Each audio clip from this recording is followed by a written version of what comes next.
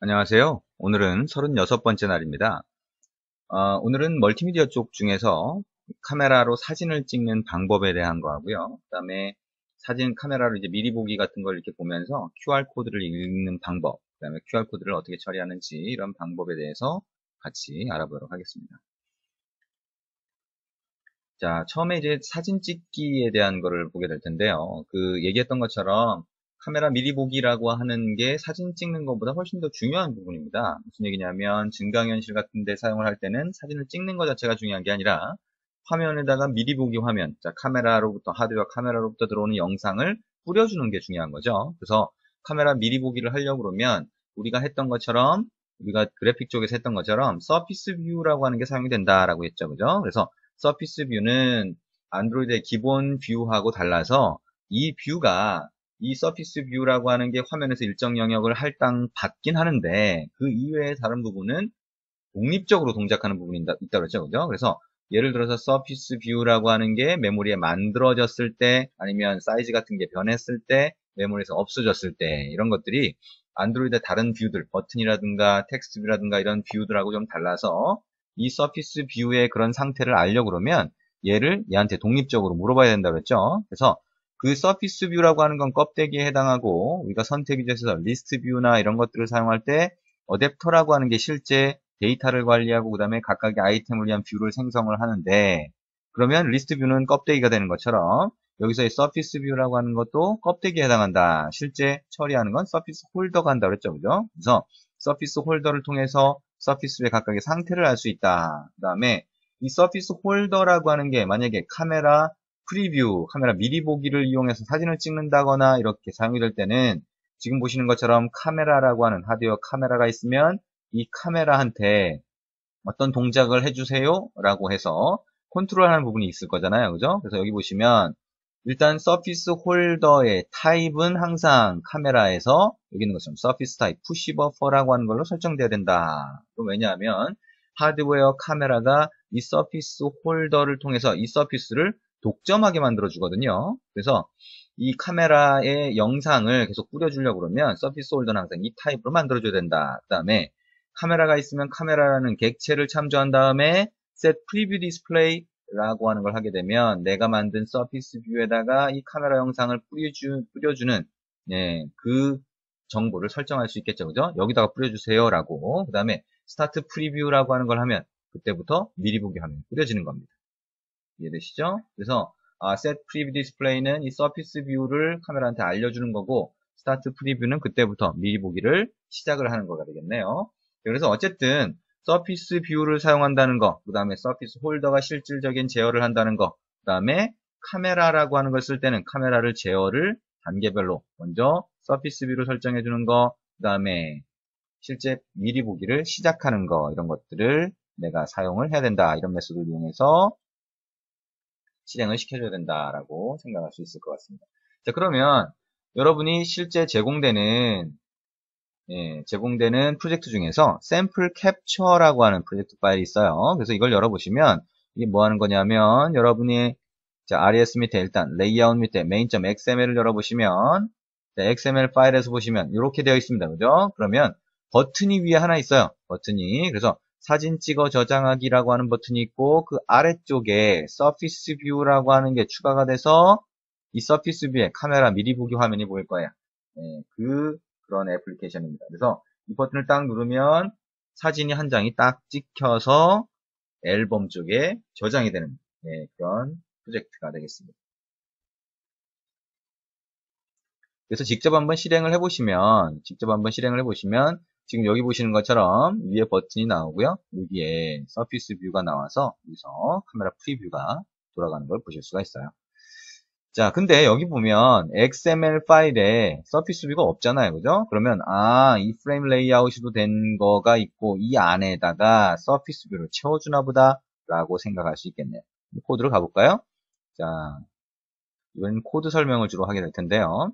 자, 보니까 여기에 보시면 아까 우리가 레이아웃에서 봤던 프레임 레이아웃을 참조한 다음에 어떻게 했어요? add view라고 해서 하나 추가했는데 보니까 카메라 서피스 뷰라고 하는 거네요. 서피스 뷰는 서피스 뷰인데 우리가 새로 정의를 한 거예요. 서피스 뷰를 상속해서. 그러면 이 클래스가 어떻게 만들어진 건지를 먼저 보는 게 중요하겠죠. 자, 그래서 이 밑으로 가보니까 이렇게 만들어졌네요. 자, 서피스 뷰를 사용하는 전형적인 패턴 뭐냐면 서피스 뷰라고 하는 클래스를 상속합니다. 그죠? 그래서 카메라 서피스 뷰라고 하는 새로운 클래스를 정의했는데 extends 서피스 뷰라고 해서 서피스 뷰를 상속을 해요. 그런데 서피스 뷰라고 하는 건 껍데기에 해당한다. 그래서 실제 서피스 홀더라고 하는 게 모든 컨트롤을 한다. 그러면 서피스 홀더는 서피스 뷰 안에서 get 홀더라고 하는 메소드를 이용해서 참조할 수 있다. 그렇죠? 그리고 이 홀더의 타입은 항상 카메라 프리뷰를 위해서는 푸시 버퍼라고 하는 타입을 설정해야 된다. 그렇죠? 그 다음에 이 서피스 뷰를 사용할 때는 뭐예요? 서피스 뷰의 상태, 즉 메모리에 만들어졌다, 사이즈 같은 게 변했다, 메모리에서 없어졌다 라고 하는 거를 직접 알아내야 된다 그랬죠? 뭘로? 콜백이라고 하는 걸 통해서.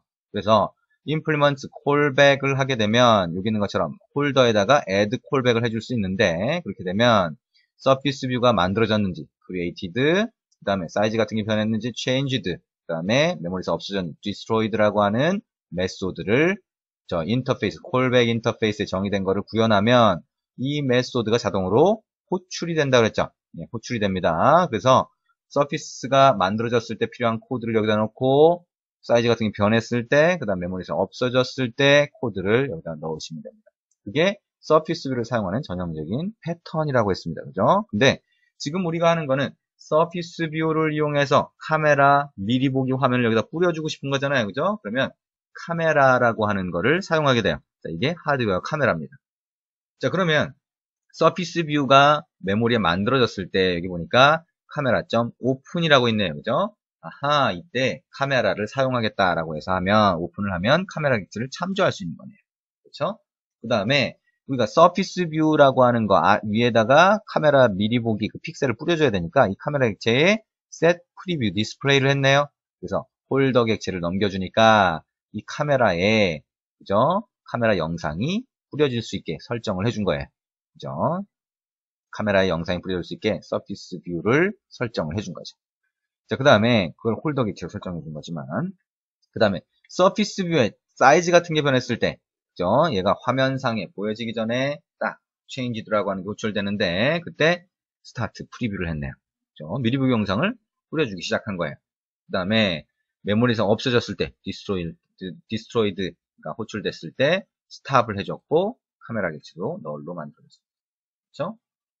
자, 이게 카메라를 사용하는 코드 부분이에요. 여러분이 만약에 카메라 프리뷰라고 하는 거를 화면에 뿌려주는 기능이 있는 앱을 보게 된다라고 하게 되면 거기도 거의 전형적인 이런 패턴의 소스들을 보실 수가 있을 겁니다. 그래서 여러분이 이렇게 카메라 프리뷰를 사용할 때 서피스 뷰를 이렇게 사용하는 이 패턴, 서피스 뷰를 상속한다. 그 다음에 서피스 홀더를 사용하는데 그러면 get 홀더가 있다. 그 다음에 푸시 버퍼 타입을 설정해준다. 그 다음에 created, changed, destroyed가 callback 메소드에, callback 인터페이스에 정의되어 있는데 그 인터페이스에 정의된 메소드들을 여기 정리하면 상태를 알 수 있고 그때 카메라를 위한 필요한 설정들을 해준다라고 볼 수가 있을 거예요. 그렇죠? 그 다음에 여기 보니까 캡처라고 하는 메소드가 하나 더 추가되어 있네요. 그래서 이건 뭐냐면 여러분이 사진을 찍을 때 스냅샷이라고 하죠. 그래서 스냅샷으로 사진을 찍을 때 캡처라고 하는 메소드를 호출할 수 있게 돼 있어요. 그러면 그때 콜백이라고 하는 픽처 콜백이라고 해서 여러분이 하나 던져주면 거기로 사진을 찍은 한 장의 사진 데이터가 전달이 됩니다. 자, 이거는 이제 뒤로 가보시면 될 거예요. 자, 카메라 서피스 뷰라고 하는 거를 하나 만들었으니까 여기 보시는 것처럼 애드를 해줬고요. 자, 버튼을 하나 눌렀을 때, 그죠? 카메라로 사진 찍기 눌렀을 때 캡처를 해주면 될 겁니다. 그죠? 사진을 찍어주면 될 거예요. 그래서 아까 마지막에 봤던 그 메소드 캡처를 여기서 호출해 줍니다. 그 다음에 캡처를 호출해 줄 때 어떻게 한다고 했어요? 픽처 콜백이라고 하는 거를 객체를 던져줘야 된다고 했죠? 그러면 어떻게 되냐면 픽처 콜백이라고 하는 거 안에 on picture taken이라고 하는 메소드가 정의되는데 이 메소드가 자동으로 호출이 돼요. 그래서 그 안에 파라미터로 전달되는 데이터라고 하는 바이트 어레이가 JPEG 이미지를 나타냅니다. 일반적으로 카메라가 찍은 영상은 JPEG 파일 포맷으로 만들어지는데 그 파일 포맷으로 스냅샷이 하나 만들어지는 거죠. 그래서 그게 바이트 어레이 데이터로 전달이 되는 겁니다. 그러면 여러분이 필요하다면 그 데이터를 여기 있는 것처럼 비트맵 팩토리에 디코드 바이트 어레이에서 데이터를 넘겨주면 메모리에 비트맵 객체로 만들 수가 있습니다. 자, 이게 다입니다. 뭐예요? 이 밑에 있는 거는 여러분이 만든 비트맵 이미지를 이용해서 앨범에 저장을 하는 거예요. 그래서 마지막에 카메라로 찍은 사진을 앨범에 저장했습니다라고 하고 다시 스타트 프리뷰에서 미리 보기 화면을 보여주는 거죠. 자, 한번 사진을 딱 찍으면 그 사진을 찍은 상태까지만 보여주고요. 프리뷰 화면이 정지가 됩니다. 그래서 여러분이 카메라에 스타트 프리뷰를 다시 호출을 해야 다시 미리 보기 화면이 나오게 되고요. 그 전에 우리가 앨범 쪽에 저장을 하는데요. 앨범에 저장하는 건 뭐예요? 여기 있는 것처럼 미디어 스토어에 이미지스의 미디어, 인서트 이미지라고 하면 뭐예요? 내용 제공자를 사용하는 거죠. 그죠? 컨텐트 프로바이더. 뭐예요? 앨범 쪽에 미리 정의된 컨텐트 프로바이더를 이용해서 내가 비트맵 객체를 앨범에 저장할 수가 있는 거죠. 자, 그렇죠? 자, 그래서 결국에는 우리가 사진을 찍어주고 싶다. 그러면 여기 있는 버튼에다가 온클릭을 했을 때 아까 서피스 뷰를 상속한 게 있으면 거기에 캡처라고 하는 것만 호출하면 사진을 바로 찍을 수 있는 거죠. 그래서 온픽처 테이큰에서 바이트 어레이로 JPEG 이미지가 오니까 이걸 가지고 바로 저장할 수도 있고 이걸 이용해서 메모리에 비트맵으로 만들어 가지고 처리를 할 수도 있는 겁니다. 여러분이 비트맵 객체가 하나 만들어지면 그때 비트맵 객체를 뭐 4분할을 해서 사용을 하던 아니면 그냥 사용하던 필요할 때 이미지 뷰에 설정을 해주던 이런 것들이 이 안에서 다 가능하게 되겠죠. 자, 이게 여러분이 사진 찍기를 하는 코드 부분이 될 겁니다. 자, 코드를 보면 거의 없어요. 그죠? 자, 우리가 그냥 여기 있는 카메라 서피스 뷰라고 하는 것도 레이아웃에 바로 추가해 줄 수도 있을 거고요. 어쨌든 이 카메라 서피스 뷰라고 하는 게 이렇게 정의가 되어 있는데 이것도 아주 전형적인 코드라고 그랬죠. 그죠? 아, 카메라 미리 보기를 사용하는 서피스 뷰는 항상 이렇게 쓰는구나 라고 생각해도 될 정도로 이 패턴을 잘 기억을 해주시면 됩니다. 그리고 캡처라고 하는 메소드를 하나 추가한 다음에 이거를 어떻게 해요? 버튼을 눌렀을 때 on picture taken이라고 해서 picture callback 안에 메소드를 정의해서 사용해주면 바로 우리가 찍은 사진을 처리할 수가 있다. 이렇게 생각을 하시면 될 것 같습니다. 자, 여기까지 해서 우리가 카메라로 사진 찍는 코드를 하나 봤어요. 근데 지금 우리가 본 거는 화면에다가 서피스 뷰라고 하는 걸 추가해서 일정 영역을 미리 보기 화면으로 이렇게 보여주는 상태로 만든 거죠. 그죠? 결국에는 우리가 만든 앱의 화면에다가 서피스 뷰로 미리 보기를 띄워줄 때 이렇게 하는 거고요.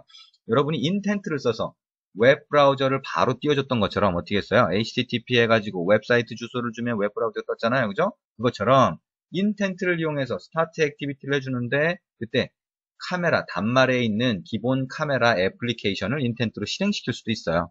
그래서 단말에 있는 기본 카메라 애플리케이션을 실행시켜 준 다음에 그 카메라 애플리케이션에서 사진을 딱 찍으면 그 사진 찍은 결과만 받을 수도 있습니다. 인텐트를 이용해서.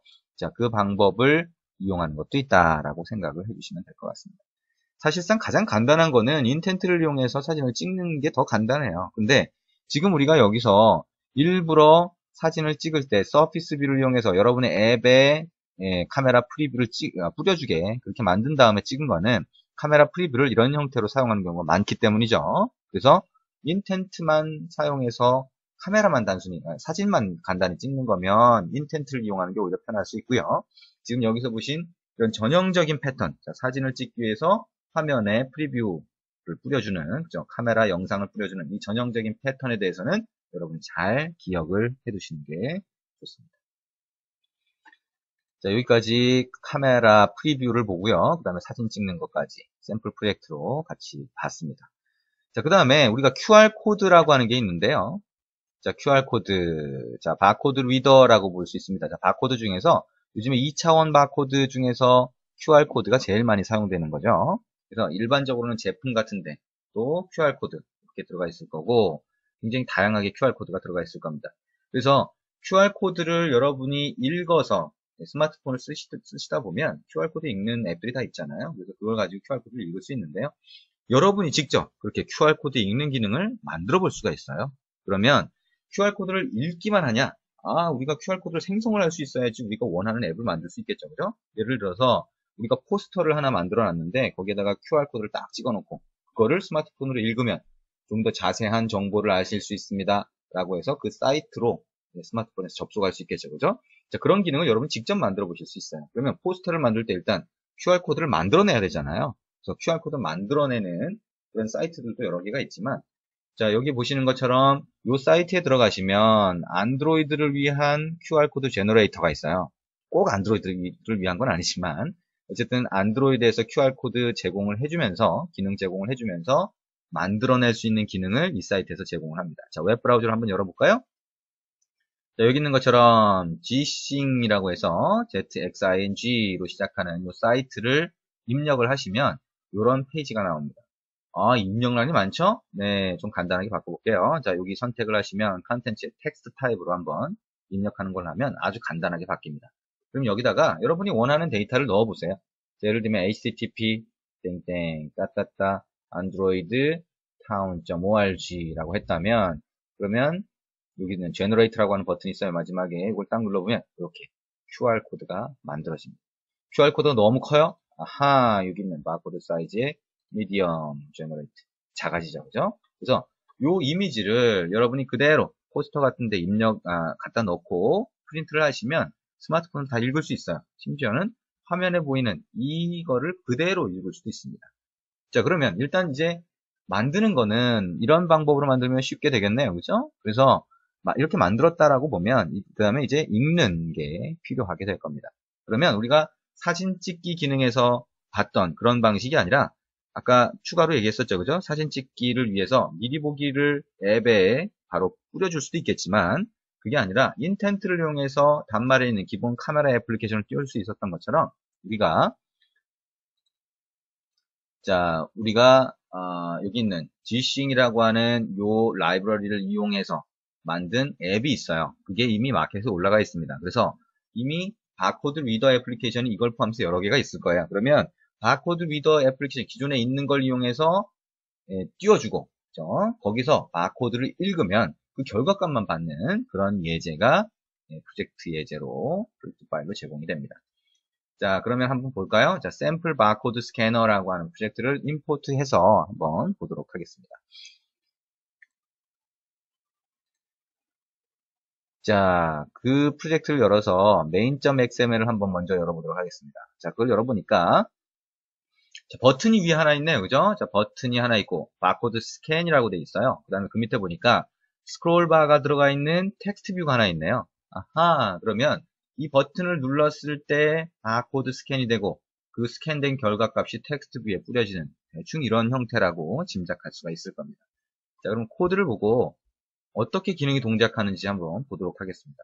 바코드 스캔이라고 하는 거니까 버튼을 눌렀을 때니까 버튼 눌렀을 때 on create 안에 뭐예요? 텍스트 뷰 참조를 했고 다시 버튼을 누르는 코드밖에 없네요. 자, 스캔이라고 하는 게 호출됐어요. 버튼을 눌렀을 때. 그러면 스캔이라고 하는 메소드를 가보면 되는데 다시 또 스캔을 하면서 all code types라고 하는 게 전달되네요. 자, 이게 뭔지 모르지만 자, 여기 보면 요 메소드가 호출된 거죠. 그래서 보니까 뭐예요? intent라고 하는 걸 만들어서 어떻게 했어요? start activity for result를 호출을 해줬습니다. 자, 우리가 intent를 이용해서 새로운 화면을 띄워줄 때 start activity for result라고 하는 메소드를 사용해서 액티비티를 띄워주고 다시 응답을 받았죠. 그죠? 그러면 응답을 받는 건 어디로 받아요? on activity result로 받을 겁니다. 자, 이거는 앞부분에서 이미 했던 거죠. 자, start activity for result로 액티비티를 띄워주고 그 띄워진 액티비티에서 set result로 해주면 이쪽에서 on activity result로 받는다. 자, 아주 전형적인 화면 간의 전환하는 방법이었어요. 그렇죠? 자, 그러면 어떤 액티비티를 띄워주는지 봤더니 여기 있는 콤, 구글, G싱, 클라이언트, 안드로이드 스캔이라고 되어 있네요. 그죠? 그 다음에 카테고리도 이 값으로 되어 있어요. 자, 이거는 여러분들이 바코드 스캐너 앱, 그죠? 아까 얘기한 G싱에서 제공하는 바코드 스캐너 앱을 띄울 때 이렇게 코드를 넣어줘야 됩니다. 왜 이렇게 넣냐고요? 개발자가 그렇게 정의를 해놨으니까 무조건 이렇게 써야 되는 거죠. 그 다음에 여기 보니까 extra 값으로 해서 scan format이라고 하는 걸 전달할 수 있네요. 그래서 여기에다가 포맷을 전달하면 그 포맷에 맞는 바코드를 읽을 수 있어요. 예를 들면 여기 전달된 게 뭐예요? 지금 all code type이 전달됐잖아요. 그러면 위에 뭘로 정의가 됐냐면 all code type이라고 하는 건 null이네요. 그렇죠? 지정을 안 하면 얘가 읽을 수 있는 모든 바코드를 전부 다 읽을 수가 있어요. 근데 여기 있는 것처럼 QR 코드 타입이라고 지정하면 QR 코드라고 되어 있는데 그러면 QR 코드만 읽을 수가 있어요. 그죠? 그리고 다른 1차원, 2차원 다른 바코드는 읽을 수가 없습니다. 여러분이 QR코드를 읽는 거니까 QR코드라고 하는 요 스트링을 전달해주면 어떻게 될까요? QR코드만 읽는데 그러면 훨씬 빨리 읽을 겁니다. 그죠? 여러 개의 바코드를 전부 다 비교할 필요는 없으니까 여러분이 필요하면 이 스캔 포맷에다가 QR코드라고 하면 입력하면 QR코드 전용 리더기가 될 겁니다. 자, 웬만하면 그냥 QR코드만 입력하는 게 낫겠죠. 그죠? 네. 그리고 바코드, 다른 바코드를 읽고 싶으면 아까처럼 널 값을 넣어주실 수가 있을 겁니다. 어쨌든 이렇게 되면 어떻게 되냐면 그 아까 G싱 애플리케이션이 떠서 바코드를 읽을 수가 있어요. 근데 만약에 그 앱이 없다라고 하면 어떻게 돼요? 자, Activity Not Found가 호출될 거고 그때는 앱을 다운로드 받으세요 라고 하는 다이얼로그를 띄워주게 됩니다. 자, Show 다이얼로그 봤던 거죠, 그죠? 여러분이 얼러트 다이얼로그를 띄워줄 때 Show 다이얼로그를 해주고 상수값을 넣어주면 뭐가 호출된다? On Create 다이얼로그가 호출된다. 그래서 뭐예요? 아, 바코드 스캐너 앱이 필요합니다. 자동 설치할까요? 그렇게 해서 뭐가 지정됐어요? 마켓에 다운로드 정보가 지정이 돼서 만약에 앱이 없으면 마켓에 바로 설치를 할 수 있게 화면을 띄워주는 거예요. 그렇죠? 자, 그리고 설치가 이미 되었다고 하면 응답을 받아서 처리하면 되겠죠. 그죠? 그쪽에서 읽을 테니까. 그래서 응답받는 코드만 들어가면 될 겁니다. 그래서 여기 있는 것처럼 우리가 띄워준 화면에서 결과가 넘어온 거라면 어떻게 했어요? result OK인지를 본 다음에 결과 응답값이 result OK인지 본 다음에 어떻게 했어요? 두 개의 스트링 값을 뽑을 수 있는데 하나는 scan result라고 하는 거고 하나는 scan result format이에요. scan result format 뭘까요?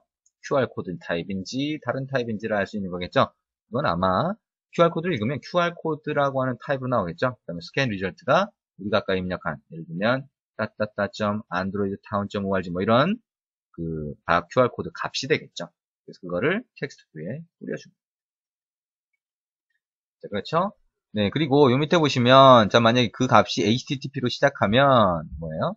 아하 URL을 따로 보여주세요. 만약에 필요하면 여기 웹브라우저를 바로 띄워줄 수도 있겠죠. 그죠?